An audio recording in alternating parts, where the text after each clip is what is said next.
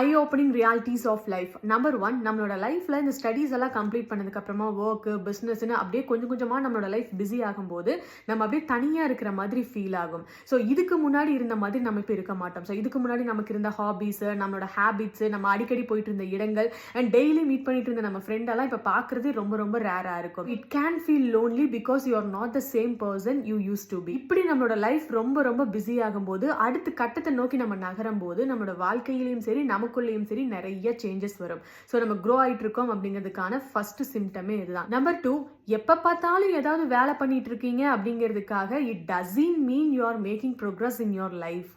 அதாவது சும்மா டைமை ஃபீல் பண்றதுக்கும் ப்ரொடக்டிவா இருக்கிறதுக்கும் நிறைய டிஃபரன்சஸ் இருக்கு. ஸோ நீங்க நிஜமாலுமே பிஸியா இருக்கீங்க அப்படின்னா அப்போ உங்களோட லைஃப்ல நிறைய சேஞ்சஸ் வரும். நீங்க வந்து அடுத்தடுத்த லெவலுக்கு க்ரோ ஆகி போயிட்டே இருப்பீங்க.